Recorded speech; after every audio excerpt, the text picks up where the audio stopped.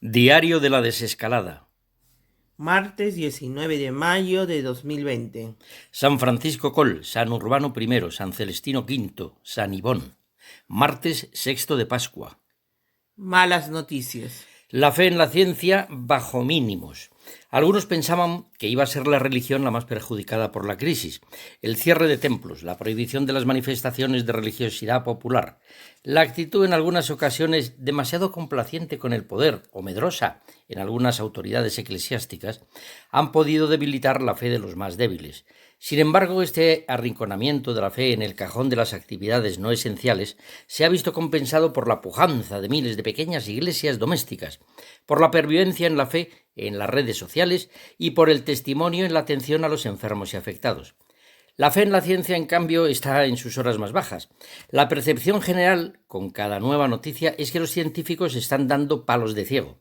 Los doctores que recomiendan comer ajo no se diferencian tanto de los que asesoran al gobierno proponiendo medidas titubeantes y contradictorias.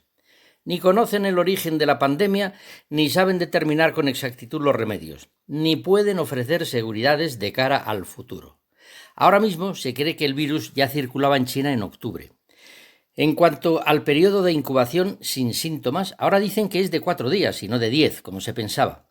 El caso es que la epidemia está remitiendo y ningún científico sabe explicar fehacientemente cuál es la razón. Pedro Sánchez dirá que la enfermedad la ha vencido él y su pequeña dictadura. Lo que pasa es que el coronavirus también está menguando en todos los demás países que no disfrutan en sus pantallas del rostro de Sánchez. No, no es Sánchez, tampoco es por la ciencia. Lo que pasa es que esta humanidad engreída estaba pensando en prescindir de Dios y se ha encontrado aterrorizada y perdida por culpa del bichito invisible. Contradicciones sobre el calentamiento global. Y seguimos con noticias que hacen tambalear los cimientos de la religión cientifista.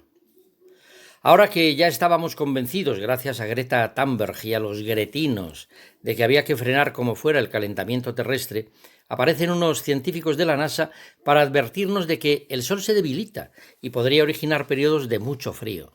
Esto no es serio. A este paso van a conseguir que todo el mundo vuelva a creer en el horóscopo semanal.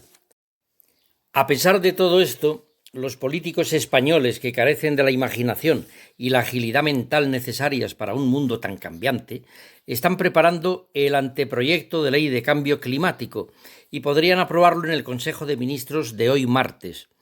Según este absurdo y futurista proyecto, a partir del año 2040 no se podrán vender coches nuevos que emitan CO2, o sea, ni diésel, ni gasolina, ni híbridos. Vaya usted a saber qué opinarán del asunto los científicos de la NASA dentro de 20 años. El estado policial crece y se afianza por culpa del estado de alarma.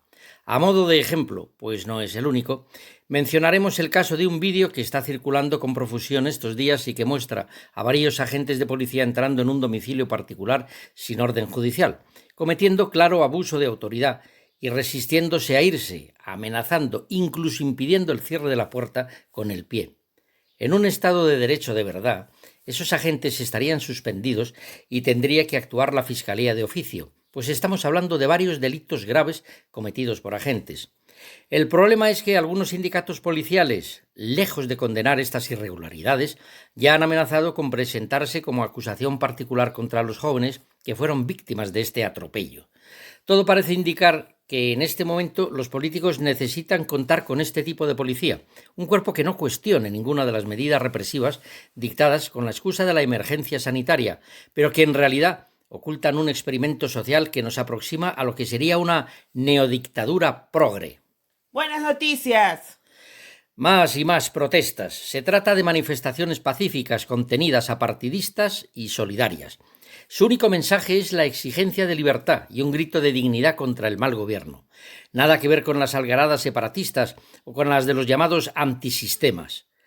La estrategia izquierdista que trataba de ridiculizar como la revolución de los palos de golf, se viene abajo por momentos, pues para nada se ciñen a barrios de clase alta, sino que ya se extienden por todo tipo de calles y ciudades. Ayer, en el Paseo de Sarasate de Pamplona, la policía foral se veía impotente para disolver a un grupo de personas autoconvocadas que simplemente paseaban delante de la sede del Partido Socialista. Identificó a varias personas, pero poco más podía hacer. ¿Para cuándo un ERTE en la administración? Según el Banco de España, la economía española va a retroceder en torno al 10%. La empresa no gubernamental está sufriendo una crisis sin precedentes que va a obligar a rescindir contratos, cerrar fábricas y comercios, recortar gastos, etc. ¿Pero qué va a suceder con el empleo de las empresas, departamentos y chiringuitos gubernamentales? De momento ya hay 8 regiones españolas en las que más de la mitad de su presupuesto se está dedicando a pagar las nóminas de políticos y funcionarios. Lo habitual en los países desarrollados es que las nóminas no supongan mucho más del 20% del gasto total. El sistema es insostenible. La macrocefalia de las administraciones autonómicas de la partitocracia es demasiado cara como para prolongar mucho más el cuento. ¿Llegarán finalmente los famosos recortes a donde tienen que llegar para acabar con la burocracia inútil y de paso con los inútiles burócratas? A día de hoy el gobierno no tiene apoyos para prolongar el estado de alarma. Pedro Sánchez se encuentra a gusto ejerciendo de pequeño dictador fascista, o sea, decretando graciosamente las fases en las que podemos o no respirar. Y por eso desea prolongar el estado de alarma con una quinta prórroga de 1 mes.